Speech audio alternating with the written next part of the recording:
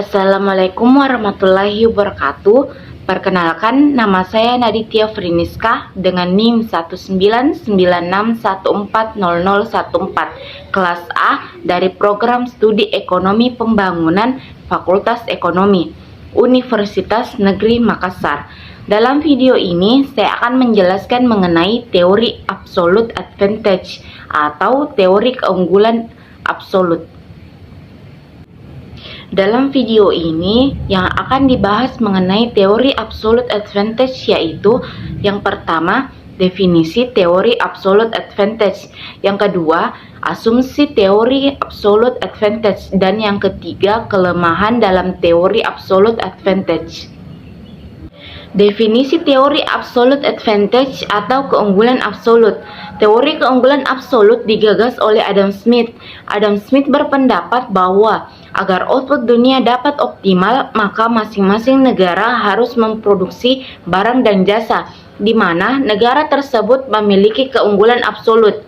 Keunggulan absolut adalah keunggulan yang diperoleh sesuatu negara atas negara lain dalam memproduksi suatu komoditi dengan menggunakan lebih sedikit sumber daya atau efisien dibandingkan dengan negara lain untuk memproduksi komoditi yang sama.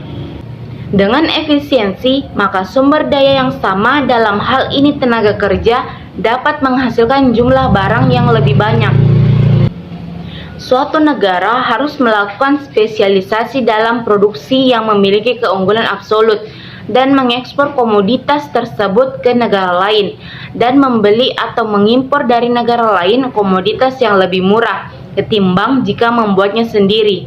Dengan adanya spesialisasi yang dilakukan oleh masing-masing negara, maka akan terjadi pembagian tenaga kerja internasional atau International Division of Labor.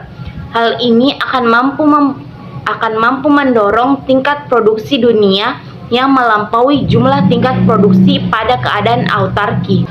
Contoh simulasi penggunaan sumber daya atau tenaga kerja dan hasil produksi dapat dilihat pada tabel yang menunjukkan negara Amerika Serikat memproduksi pakaian 70 unit per hari dan beras 30 kg per hari. Sedangkan negara Vietnam memproduksi pakaian 40 unit per hari dan beras 60 kg per hari. Berdasarkan tabel di atas, terlihat bahwa Amerika Serikat memiliki keunggulan absolut dalam hal produksi pakaian dibandingkan dengan Vietnam. Sebaliknya, Vietnam memiliki keunggulan absolut dalam hal memproduksi beras daripada Amerika Serikat. Berdasarkan data di atas, maka yang pertama, Amerika Serikat melakukan spesialisasi pada produksi pakaian dan mengimpor beras dari Vietnam. Yang kedua, Vietnam melakukan spesialisasi pada produksi beras dan mengimpor pakaian dari Amerika Serikat. Selanjutnya, asumsi teori absolute advantage. Yang pertama, faktor produksi yang digunakan hanya tenaga kerja. Yang kedua, kualitas produksi yang diproduksi kedua negara sama. Yang ketiga, pertukaran dilakukan secara barter atau tanpa uang. Dan yang keempat, biaya transportasi yang diabaikan. Selanjutnya, kelemahan teori absolute advantage.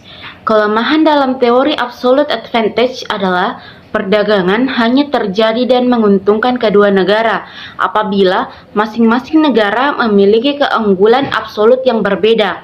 Apabila hanya satu negara yang mempunyai lebih dari satu keunggulan absolut, maka tidak akan terjadi perdagangan internasional yang akan menguntungkan. Baiklah, itulah tadi pemaparan serta penjelasan mengenai materi teori absolute advantage. Bila terdapat kekurangan maupun kesalahan kata dari saya, mohon dimaafkan. Sekian dan terima kasih.